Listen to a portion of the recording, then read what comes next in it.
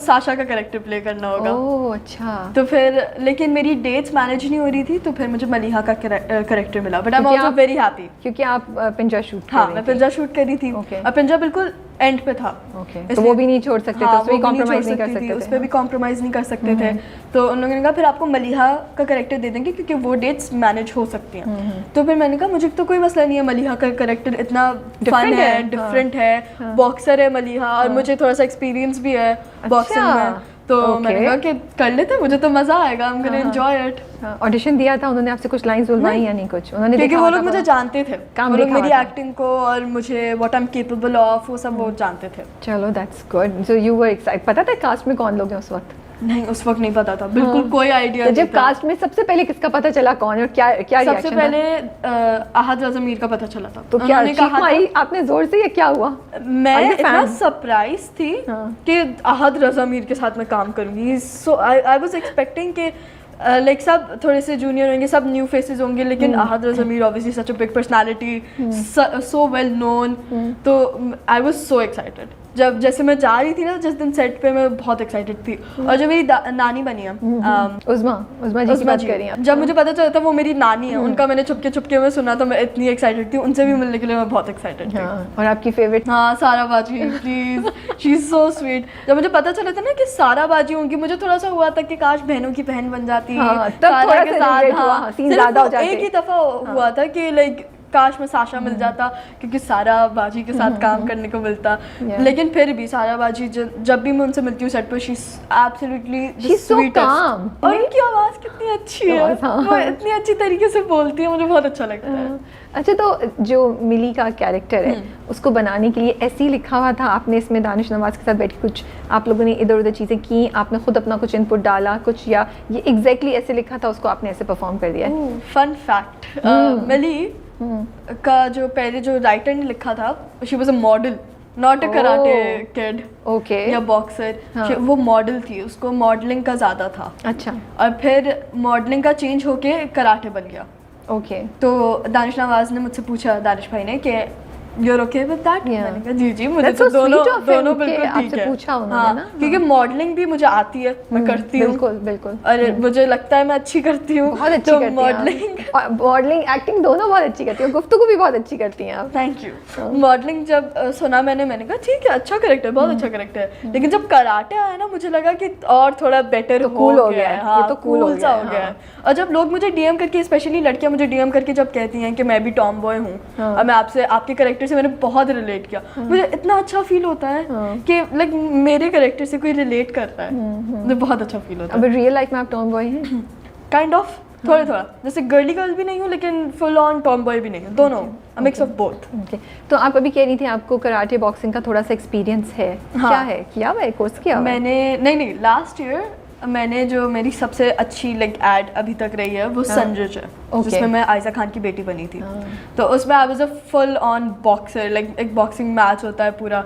तो उसकी वजह से ना मैंने थोड़ी सी स्टडी किया था, मैंने बहुत किया था बॉक्सिंग, और उनके पंचेस कैसे होते हैं, जैब्स कैसे होते हैं। और फिर हमारे स्कूल में भी टाइकोंडो सिखाया जाता था, तो मैंने वो भी क्लासेस ली थी। तो मुझे थोड़ा सा ऐसी चीज़ों में एक्सपीरियंस है बॉक्सिंग और सब में। And I am very impressed कि आपका ऐड था, फिर भी आपने उसके लिए रिसर्च की, पढ़ा। I am very impressed. तो मिली के लिए क्या रिसर्च किया? मिली के लिए क्या मिली किया? के लिए तो की हुई थी ना। इसके अलावा कुछ किया? मिली के लिए मैंने पिंटरेस्ट पे मैं गई और मैंने आउटफिट ओके। मैं पिंटरेस्ट पे गई और मैंने आउटफिट की इंस्पिरेशंस बहुत ली, क्योंकि मुझे हो रहा था कि तैयार थोड़ा कैसे टॉम बॉय हूँ।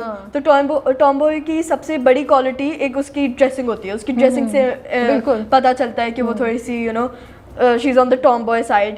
तो जब मैंने पिक्चर्स देखी तो मैंने देखा कि वो लंबी लंबी शर्ट्स और थोड़ी सी बैगी सी शर्ट्स, तो you will see me wearing baggy shirts a lot. अब आप बोल रही हैं तो मैं नोट कर रही हूँ। हाँ। मेरा तो नहीं ख्याल कि शलवार कमीज में मैंने अभी तक देखा है उसको, एक भी सीन शलवार कमीज में है ही नहीं, पहनेगी नहीं सारा वक्त, है ना? शायद वो पहनेगी ही नहीं, वो बस एक होगा जिसमें वो थोड़ा सा फैंसी ड्रेस करेंगे। I am not gonna tell you वो इवेंट हो रहा होगा, मुझे कोई इवेंट हो रहा होगा, मुझे भी आइडिया है, मेरे पास भी इनसाइड न्यूज़ है। हेलो। हाँ, कोई इवेंट हो रहा होगा, उसमें वो थोड़ा सा बस गर्ली बनेगी। आदम या सरमत का कुछ ना कुछ तो शादी आना। मैं नहीं बता सकती, ये मैं बिल्कुल नहीं बता सकती। चलें ठीक है, नहीं I also don't want to spoil the drama. हाँ मुझे अच्छा लगता है, मुझे ड्रामा देखना है as the story is moving forward, तो आई वांट टू डिस्कवर।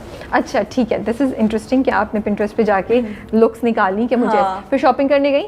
हाँ मजा आया, के साथ शॉपिंग करने गई, ढेर सारा उसमें आपने चीजें मैं उससे बहुत सारी चीज़ें ली। और मैं वैसे भी थोड़ी सी ड्रेसिंग मेरी ऐसी है कि थोड़ी सी बैगी सी शर्ट्स, लंबी लंबी मुझे बहुत पसंद है, लाइक अब कंफर्टेबल रहना। जैसे मैं नाइट सूट्स में भी ना अपने डैड की शर्ट्स पहनती हूँ। मेरे पास अपने नाइट सूट्स है ही नहीं कि मैं अपनी डैड की शर्ट पहनती हूँ, अपनी डैड की शर्ट्स पहनती हूँ। तो मुझे थोड़ा सा ऑलरेडी आइडिया था कि यू नो लंबी लंबी शर्ट्स होंगी, तो मेरे पास काफ़ी शर्ट्स पड़ी हुई भी थी, अभी जाके और भी ली। शॉपिंग स्प्री सा हो गया, एक मज़ा आ गया ना बहुत। तो स्क्रिप्ट याद करना आसान होता है, मुश्किल होता है? पहले बहुत मुश्किल था। अच्छा। जब मैंने किया था तो मुझे होता था कि मम्मा मुझे स्क्रिप्ट्स करवाती हैं, तो मुझे होता था मम्मा बस करती ना मेरे साथ, करती ना बोलती हैं, आप रिहर्स करती हो उनके पहले मैं थोड़ा सा कॉन्शियस होती थी। अब जब मैंने एक्सपीरियंस मेरा थोड़ा हो गया है ज़्यादा, तो अब बस मुझे होता है कि go with the flow, have fun, भले थोड़ी सी लाइंस गलत निकल आए कोई बात नहीं, जब तक आपका कॉन्सेप्ट सेम है तब तक डायरेक्टर कुछ भी नहीं कहते। Depends on the director, but जिनके साथ मैंने अल्हम्दुलिल्लाह से अभी तक काम किया, there all very nice. There like जब तक कॉन्सेप्ट सेम है तब तक the dialogue delivery it's fine. Okay. और अब मुझे काफ़ी इजी हो गया, अब मैं 2 दफ़ा स्क्रिप्ट्स करती हूँ, मुझे याद होता है। बिल्कुल, अब तो प्रैक्टिस हो गई है। अब प्रैक्टिस हो गई है, प्रैक्टिस हो गई है। तो चैलेंज था कुछ करने के लिए मिली को? हाँ। क्या? ये था कि मैंने जो बाकी ड्रामा किया है, जो पिंजरा किया है, और मैंने एक और हम टीवी का ड्रामा किया, नॉट गोना डिस्क्लोज हु और व्हाट।